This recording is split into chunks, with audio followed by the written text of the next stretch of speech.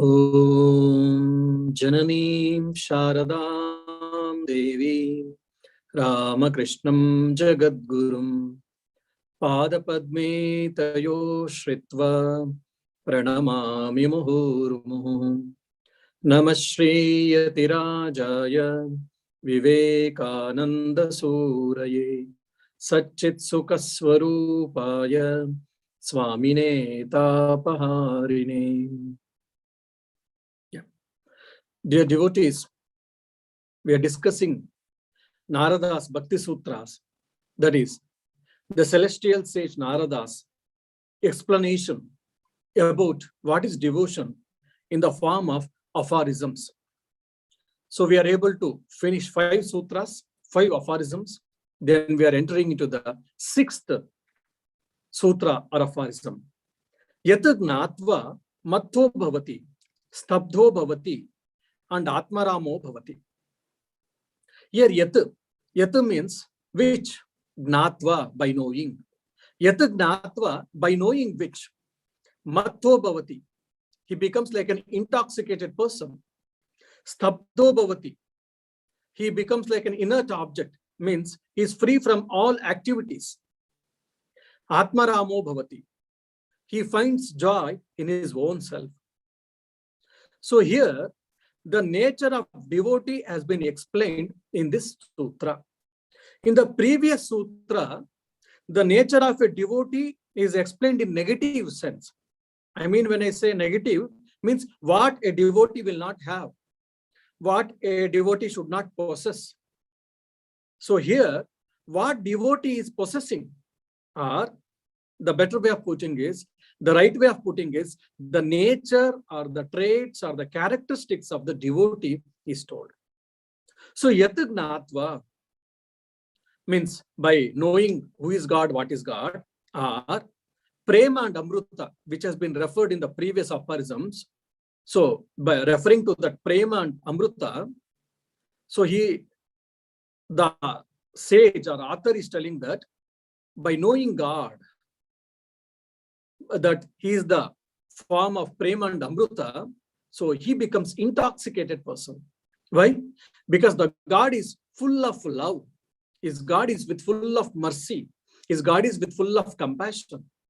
Say for an example, now I come to a new city, where I am going to new city, and some people very few people, they know me. 1 or 2 have told that I am coming, and I never expected that someone will come. And I get down at railway station and I come out, or I get down at railway station and I came out from the train. I see that for my astonishment, someone is standing to receive me with all love and affection. Immediately I feel so happy. Even at this foreign land, even at this distant place, okay, someone is there to receive me. Someone is there to take care of me. So someone is bothered about me. Someone is concerned about me. We feel so happy. Whereas when you understand, when you come to know that, okay, God is there for me. When God is there for me, God is the person who's taking care of me. The moment when you understand that you are in the hands of Holy Mother, you are in the hands of Sri Ramakrishna, or you are in the hands of any God or Almighty, you will feel intoxicated because you are experiencing that love, the divine love, supreme love, parama prema. So the devotee is always intoxicated person. Either if it is a gnani, he'll be intoxicated by the self, Atmananda, the happiness derived from the self. Here, if it's devotee, it is derived from the God, staying in God or enjoying the supreme love, who himself is a God. There is no difference between actually God and supreme love. Both are one and the same actually. So just like a person who drinks, who is a drunken, he's intoxicated position, he will be there. So here also the devotee has drunk the supreme love. So that's why he's in the intoxicated position. And also that means what? He's intoxicated by the divine love or supreme love. So he doesn't know what is happening in the world, what people are speaking about him, what people are thinking about him. And he doesn't seek or is not interested either acquiring a name and fame or power position, any wealth, worldly objects, all these things, his mind was not at all interested. We can see same thing in Sri Ramakrishna's life. Sri Ramakrishna, when he was practicing his sadhana, he was intoxicated by the divine love. Sometimes in Vatsalya Baba, sometimes in Madhura Baba, sometimes maybe in Santana Baba. So in all different bhavas, Sri Ramakrishna's mind was completely immersed, submerged in the divine love. He was trying to experience the divine love from different paths. He says that just like I'm a musician, I don't like to play the same raga at all times, same tune at all times. I would like to play different tunes at different times. Why? Because he was intoxicated by divine love. From a sadhana point of view, if you try to study the life of Sri Ramakrishna, you'll be able to understand. And here the question comes, Yat gnatva matto bhavati. Gnatva, by knowing. When we do translation, we say knowing. So even we know that who is God, what is God, etc., etc. Then why are we not getting intoxicated by the love, by the divine love, by the supreme love? So here, knowing means it is realizing. Or still, the better way of putting is, knowing means it is experiencing. Experiencing the divine love. Experiencing the existence of God. What happens? He solely depends on God and he doesn't get perturbed. Why? Because he knows that God is there always. God doesn't leave me in middle. So he's not perturbed, he's not agitated, and is always happy, enjoying the divine love, supreme love. So for him, it is a fact. It is a matter of reality. But for us, it is only a theory. We know the knowledge. We know knowledge of God, self, and all, but it is not a fact for us till now. It is only theory for us. And the same thing, if you see in scriptures also, it is explained. And also if you have seen the brunga, madhu, honeybee will be making sound, but when it goes and sits on the flower, it will be making sound. And slowly when it starts sucking the honey in the flowers, then slowly the sound is no more. Everything is silent, and just it is sucking or it is enjoying the honey from the flowers. And Sri Ramakrishna tells it beautifully in the lighter way. When everyone is assembled, they're all talking, so much noise is going on. When they were asked that, okay, you come and sit for for lunch, then people will, again, some more noise will be there. Once they sit and food is served, when they start eating, slowly the sound becomes less. Under the fragment of the food, only soup, only the eating food or munching the food sound is only heard and nothing else. Because why? Everyone is busy in eating and enjoying the food. So like that, the devotee is enjoying the divine love and is intoxicated with the divine love. He doesn't bother for anything else. So here and also, so how is the divine love? The nature of divine love is expressed here indirectly, that it is a sweet, it is a beautiful nectar, it is a amruta. And also we can say, it is an uninterrupted joy. It is not interrupted joy. When we say matto bhavati, it is uninterrupted joy. And the second nature, according to the sage, is stabdo bhavati. He becomes an inert, he becomes still, more or less like a rock. That's what we understand, a general translation of this word. Actually, when you are intoxicated with the divine love, what happens? You are busy in enjoying that. You don't bother anything about the world. That's why from the worldly point of view, he becomes inert. He becomes rock-like. He becomes paper-like. He becomes non-existent. Why? Because he's not bothered about worldly objects. He doesn't react. His mind is completely obsessed with the God and God alone. It is not that he becomes non-living being. It doesn't mean that he goes to coma. It doesn't mean that, okay, he is senseless. No, we don't mean that. Actually, as Stabdo Bhavati, we should understand that he doesn't have any cravings for world or worldly objects, worldly pleasures. He becomes silence from the external point of view. So there may be so many things outside. For an example, Now rasgulla is been brought and kept in front of our plate, in front of our table, study table. You are hearing now Narada Bhakti Sutra, you are all trying to enjoy that supreme love. Suddenly, rasgulla is brought and kept in front of our table. What happens? Immediately, water starts in mouth. I should have joined. Okay, now Narada Bhakti Sutra is happening, fine. There's also fine, good nectar. Swamiji is saying, but here is also one nectar. Why should we miss? Let us enjoy both. Let us enjoy both. Someone say, okay, let us see afterwards Narada Bhakti Sutra. Let me enjoy rasgulla. It is a preliminary step or a basic step. And we devotees, we are not like that nature. Generally, okay, let me hear Narada Bhakti Sutra one side, other side, let me enjoy the rasgulla. We want both. And whereas a person who has got the supreme devotion, he is not bothered about. He is not at all bothered. Whatever it may come, whatever the best thing you may bring and keep in front of him, is not perturbed. For example, Chaitanya Mahaprabhu, he explains in one of the plays that how one can understand that he is a realized person, either self-realization or God-realization. He says that, or how can you say that you have control over your mind and senses? He says, the sugar, if it has been placed on the tip of your tongue, and if the sugar doesn't dissolve, then you can say that you have got a control over your mind and sense, or you are a realized person. Imagine, on the tip of our tongue, if the sugar is placed, what happens? Knowingly, unknowingly, it melts. It melts, isn't it? So, whereas in the realized person, it is not so. So means there is no craving for worldly objects, worldly pleasures. That's what we mean here. Stabdho bhavati. So he's intoxicated, fascinated by the supreme love, and there is nothing there for him to get it. And again, the same thing has been told in a different wordings. Atmaramo bhavati.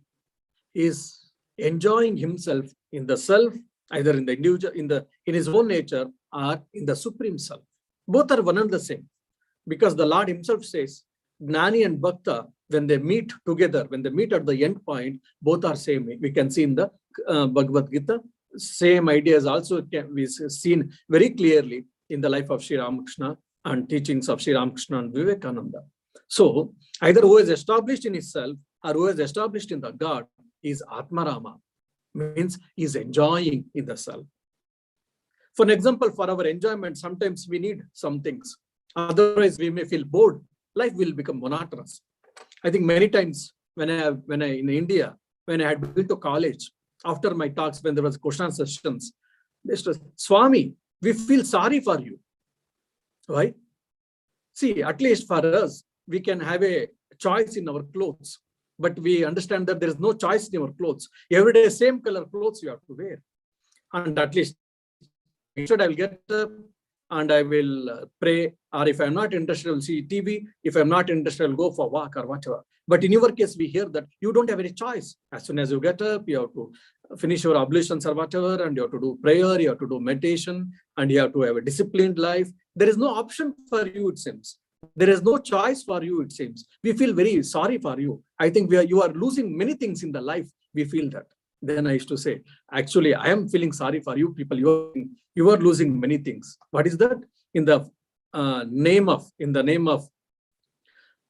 puffered rice, you are missing the actual real rice, which Sri Ramakrishna tells. Like that, we need something for joy. We need something for enjoyment, for exciting, all these things. But whereas the person who has got supreme love, who has enjoyed the divine bliss, then his Atmarama is established in God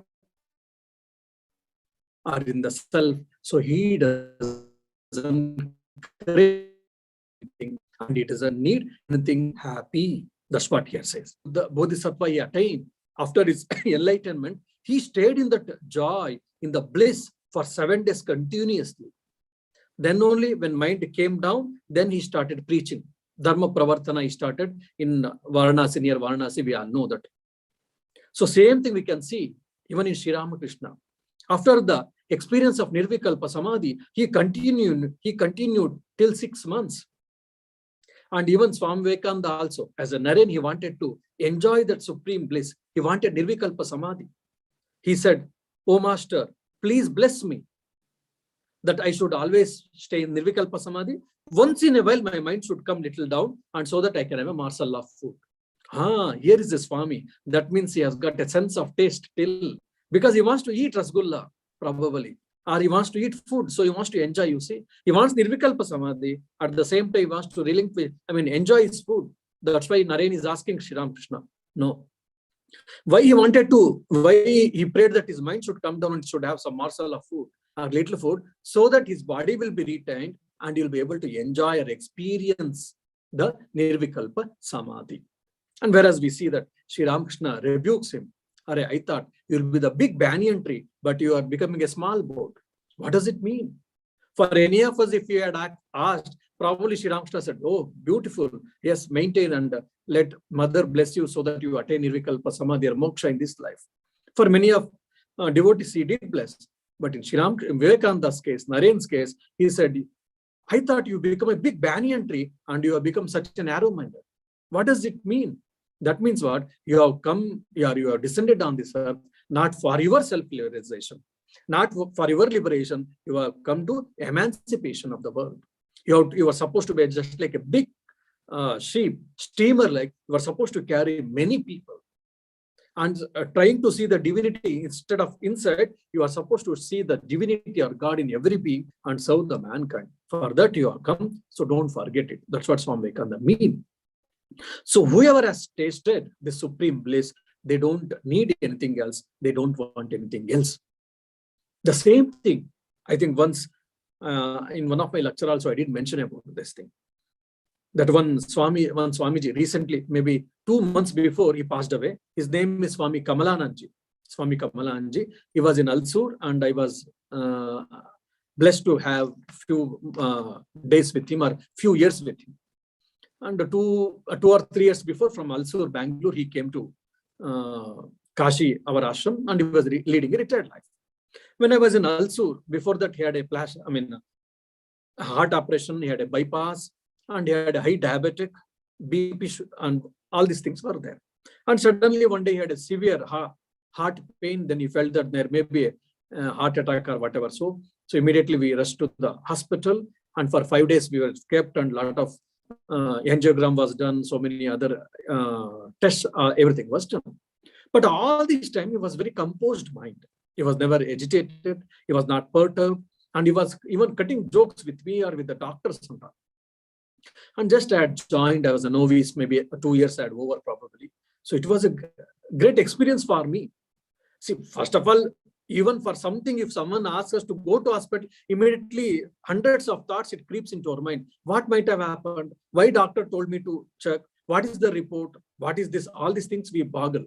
But he's not at all. He's happy. He's just like how he was in ashram, in the same way, he's behaving like that. Then after 2 days or third day, second day or third day, I asked, Maharaj, I'm seeing that your mind is not agitated. You are not reacting. And just like when you were in ashrama, how you were happy, same thing, same mindset you were able to maintain here, even in the hospital, in the midst of all these things. How is it possible? Then he said, see, my dear, at some point of time, during my sadhana time, I felt, I experienced that I am not this body and mind. I am different from body and mind.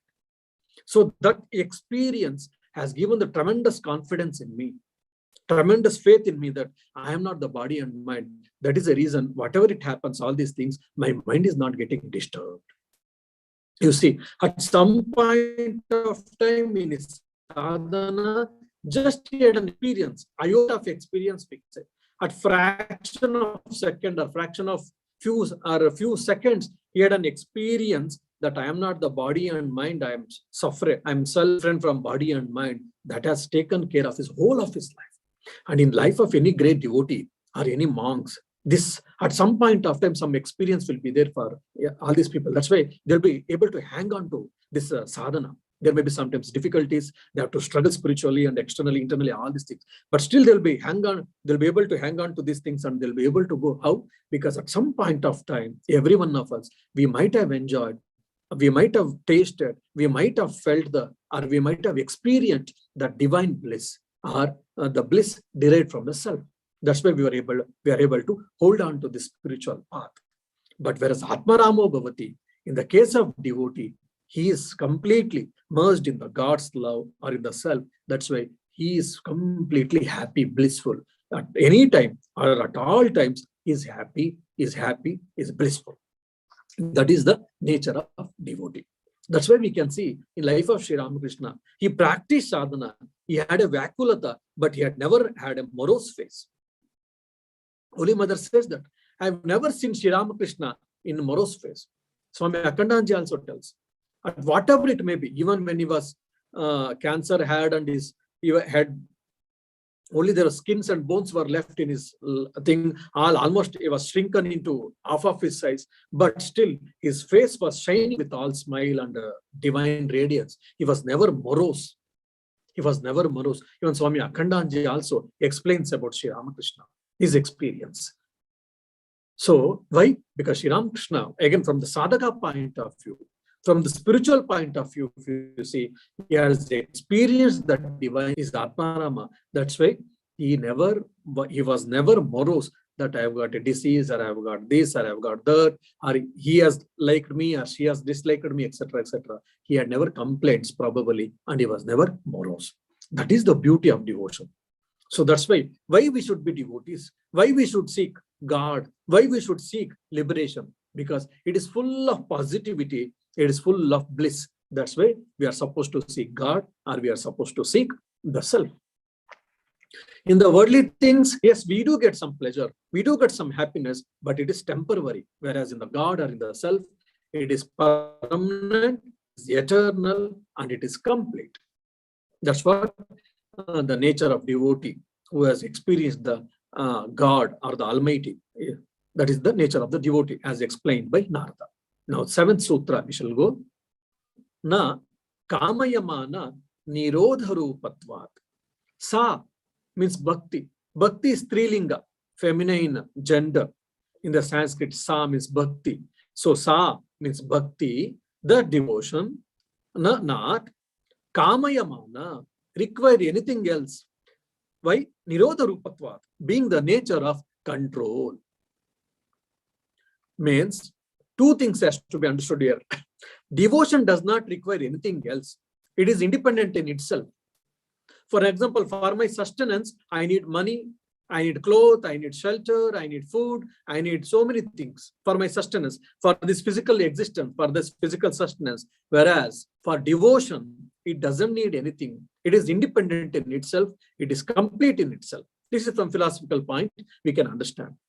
And also, it includes control. Without having a complete control, definitely we cannot have the self-realization or God realization.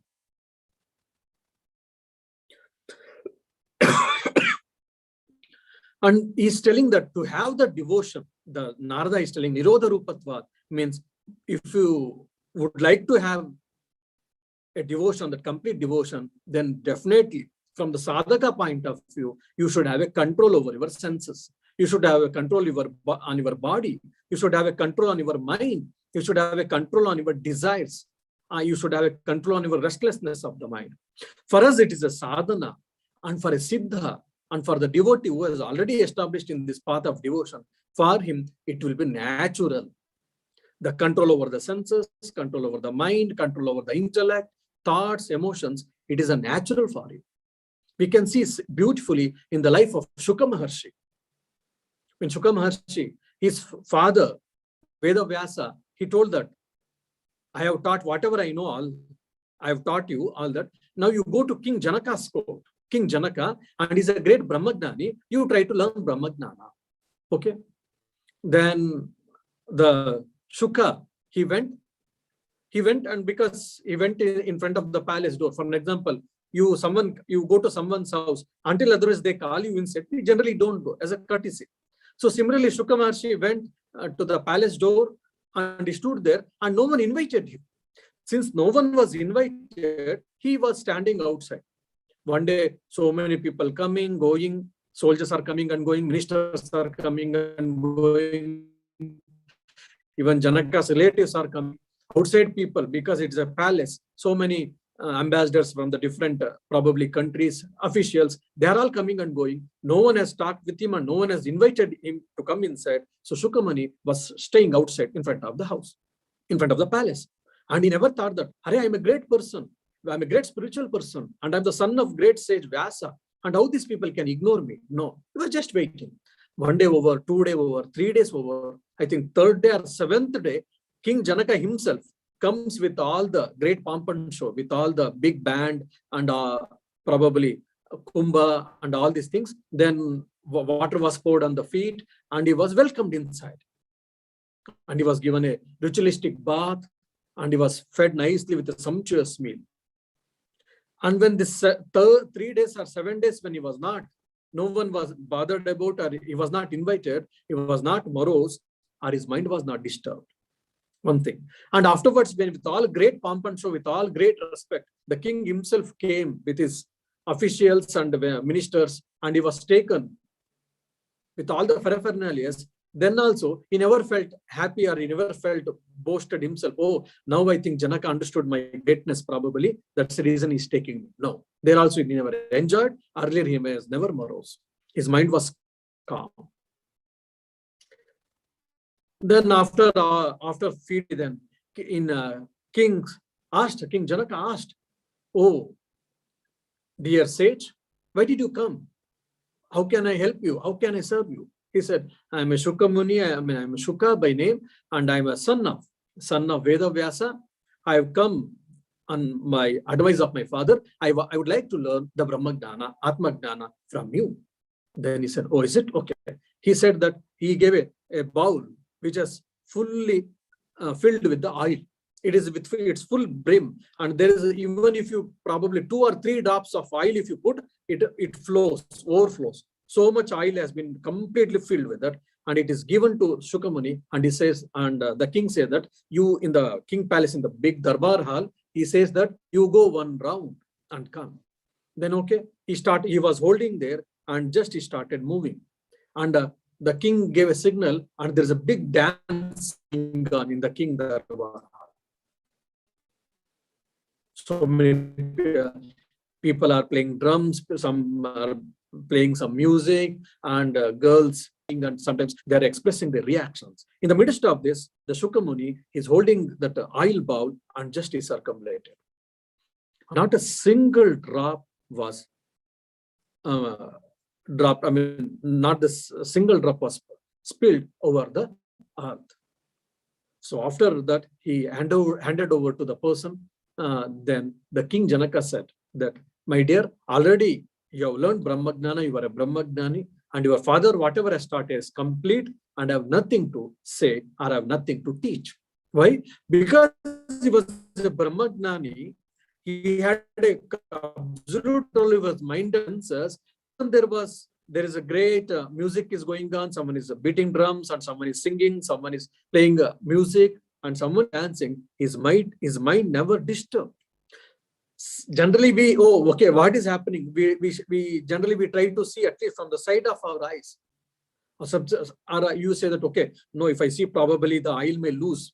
I may think and I may not see physically, but at least mind goes there. Okay, some music they're playing. What is that music?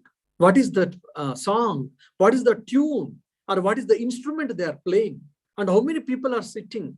I should have this fellow, this gave this oil bowl, and they're not allowing me to enjoy, whatever, like this and all. Generally, this type of some thoughts we do get, and we get distracted at some point of time. There is a chance of falling, the oil falling from our hands. But whereas in his case, it was not. So why? Because he had a complete control over his body, mind, senses. That's what we mean, Nirodha Rupatvat. One who has got a gnani, one who has established himself in the self, or who has established in the God, he has got complete control over body and mind or senses, or more than that, it is on desires. And Kamayama, he doesn't require anything. He doesn't need anything. He is happy in himself. We can see clearly in the life of Sri Ramakrishna himself. When Mathurnath Vishwas asked, because after my going, what will happen to you, or my children will take care of you or not, I don't know. So I would like to deposit some money in your account.